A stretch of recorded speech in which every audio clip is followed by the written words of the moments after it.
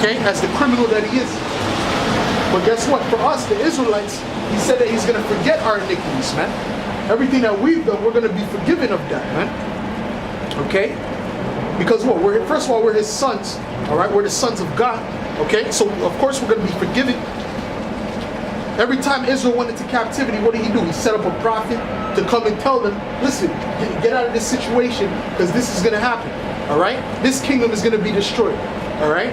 If you don't stop, the Most High is going to destroy you, blah, blah, blah. All right? Why? Because he loves us, man. That's why. All right? But you Edomites, he hates you Edomites. It tells you that in Malachi. Okay? It says, reward her even as she rewarded you, and double unto her, double according to her works. In the cup which she had filled, fill unto her double. All right, fill to her double. So that cup that that's spoken about in Jeremiah 49, we're gonna fill into them double. So they're not gonna get the same thing we got. They're gonna get worse, double. All right, it's gonna be double as bad. It's gonna be double the time, and it's gonna be double as bad.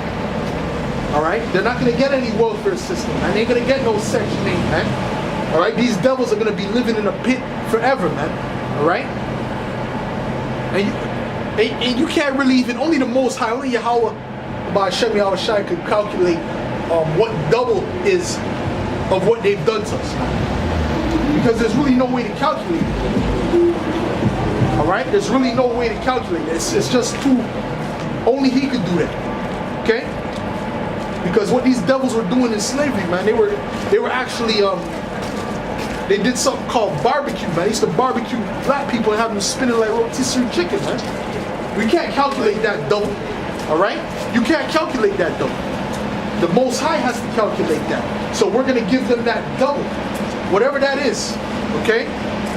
They used to take babies, use them for alligator bait, man. Right? They call them alligator babies in the South. Not even just all over, man. These Edomites, period, used to do it. So we're going to have to calculate that double, all right? Along with all types of other things that they used to do that can't be explained, man.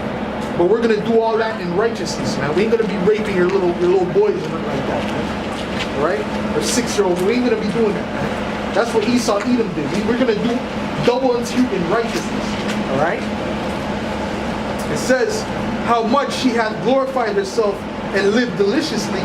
So much torment and sorrow give her, man. Right? So you live so high on the horse, the Most High is gonna really bring hell on you, man. All right? You're going to go from up here to down, but to the sides of the pit in an instant, man. All right? It says, for she saith in her heart, I sit a queen, and I'm no widow, and shall see no sorrow. And that's what these Edomites think, man. They think that nothing going to happen to them, man. All right? Oh, no. Listen, we have the greatest army. You can try it if you want, right? You look on the comment board, you can try it if you want. You'll be obliterated in an hour, right? That's the pride of these devils, man. But the Most High is going to show you, man. The Most High is going to show you true power. Because you don't know true power, man.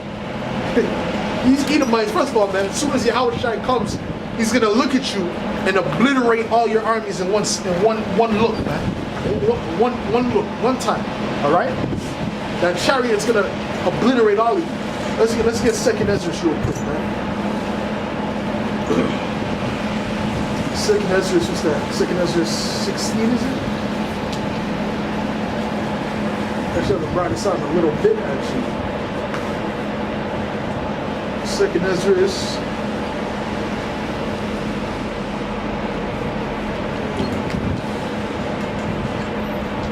Oh, it might be 13, actually. It might be 13. 2nd Ezra 13.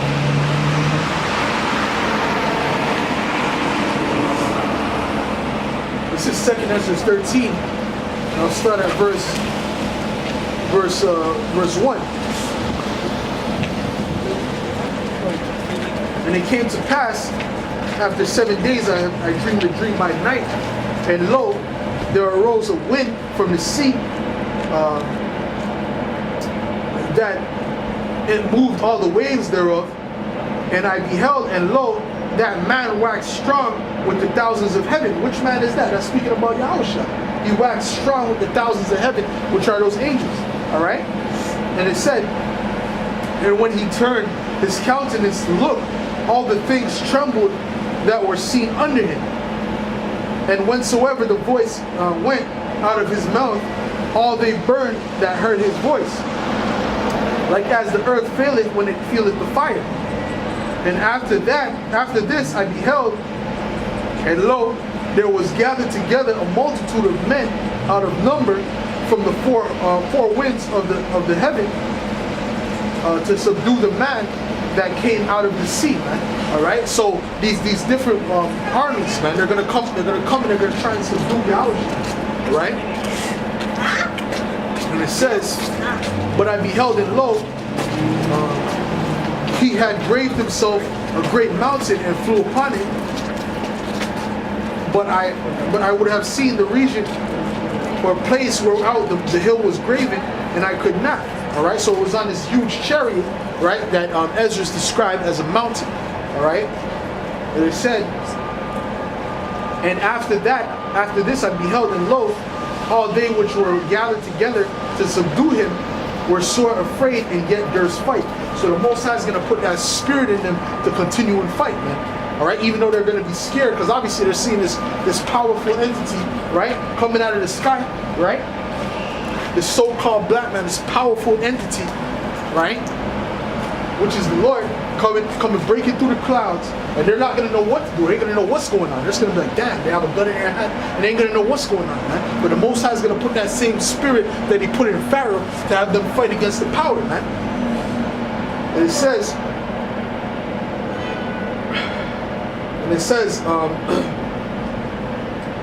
and lo, as he saw the violence of the multitude that came, he neither lifted up his hand, nor held sword, nor any instrument of war.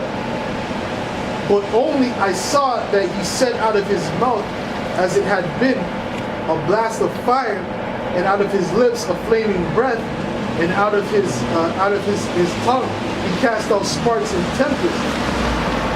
And they were all mixed with together, the blast of fire and the flaming breath and the great tempest, and fell with violence upon the multitude that were prepared to fight. All right. So that's what's gonna hit them. It's gonna hit those armies. All right. It's gonna fall with great violence now, which means it's gonna basically shake the ground. All right. And it says, and burn them up every one, so that upon the sudden of an innumerable multitude, nothing was to be perceived, but only dust and smell of smoke. When I saw this, I was afraid, man. So them people are going to turn into dust when Yahushua comes back, man. He's going to take it, could be hundreds of thousands, could be millions, right? Which most likely is probably going to be, could be millions, man. Because the World War III that's coming is going to be the war to end our war. There's going to be drafts from every nation, man. All right, the majority of the men are going to be willing to fight this war, man. That's why it says there's a scripture that says the widow shall cry having no bridegroom or whatever. There's going to be basically men are going to be scarce in that time. All right, that's what's going to happen, man. There's going to be a lot of men going out there to that war. Okay, and that's what's going to leave a lot of these women out here going to be vulnerable out here, man. All right. That's, and they're going to be looking for what? They're going to be looking for a man to protect them in that day. So all that pride that they have now, that's going to all go out the window in 10 minutes, man. 10 minutes, all that's going to go out the window, man. When all hell breaks loose. Every time that happens, man, that's what happens, man. All right? Like when that government shutdown happened, man. You had Jakes making videos talking about, oh man, women I never heard from in 10 years calling me up, asking me how I'm doing, man, because of the government shutdown. So what's going to happen in that time, man? All right? When the police station is out of service, man. Right? When there's cannibalism out here, when there's people killing each other in the streets. Because that's the time that's coming, man. All right? That's the time that's coming. And the only ones that are going to be protected in that day is going to be the elect. All right? The elect of Yahweh Hashem Yahushua. Which, Lord willing, we be of that number. But the men that are doing what we're doing, those are going to be the men of the elect. Okay? That do this until the end and could keep the faith. Those are going to be those, no evil thing shall touch them. All right? So that means what? Anything, all this hell breaking loose is not going to affect us, man. We're going to be cool. We're going to be good. Let's get what's this? What's that? Isaiah 32? I think that's Isaiah 32. If I'm not mistaken.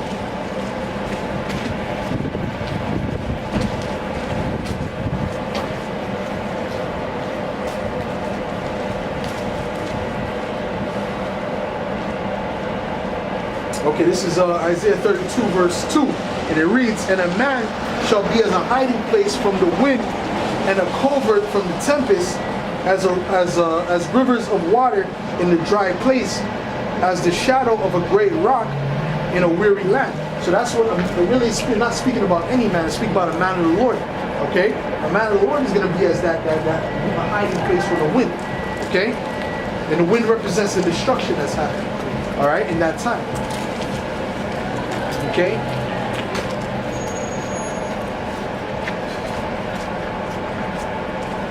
Okay. Let's get matter of fact, since we're speaking about that, let's get what's that, Jeremiah 30 and 7. Let's get Jeremiah 30 and 7.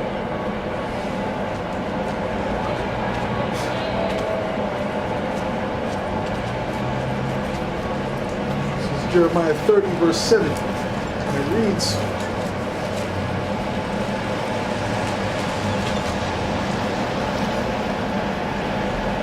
reads, "Alas, for that day is great, so that none is like it. It is even the time of Jacob's trouble, but he shall be saved out of it." All right. So the ones that are going to be saved out of it is really speaking about the elect, all right, the chosen out of the nation of Israel, man. All right. So they're going to be saved out of that destruction, but the rest of the two